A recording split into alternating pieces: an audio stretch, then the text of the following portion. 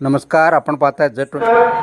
सगळ्या मतदार बंधू भगिनींना माझं आव्हान आहे की नगर विकास खात्यामुळेच हे सगळं नगरपालिकेला फळ मिळतो.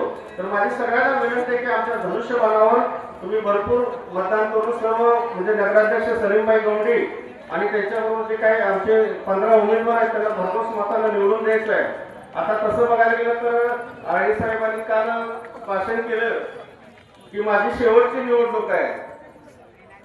आता मला असं येतंय की आळी साहेबांसारख्या माणसानं असं बोलणं, अहो मुळात तुमचं राजकारण पेशाच नाही. आणि मी पण एक लिंगायत समाजाचा माणूस आहे.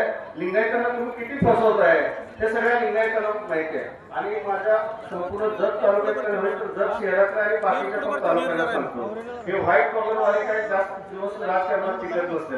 अहो गटार साफ करायचं म्हणलं तर आमचं सलीमबाईला सांगू शकता, तुम्ही आळे डॉक्टरला सांगू शकता काय डॉक्टर इथं गटार अहो तरी का तर उघडायला पाहिजे. तुम्हाला वेळ तर यायला जायला लागतंय. तिथं आमचं सलीमबाई तिथं कपाटात बसलेलं असतंय 24 तास उघडं.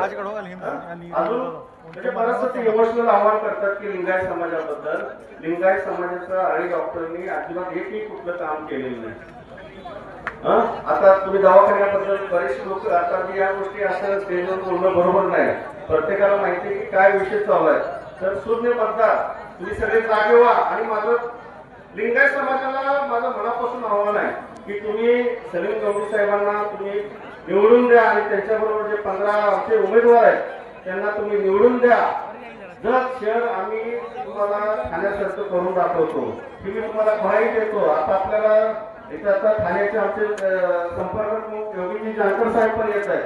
तर सगळ्यांना एकदा मी थांब सांगतो की आपल्या सलीमबाई गवंडी आणि त्याच्याबरोबर 15 नगरसेवकांना तुम्ही निवडून द्यावं, धनुष्यबाणावर मतदान करावं असं आवाहन करतो आणि थांबतो.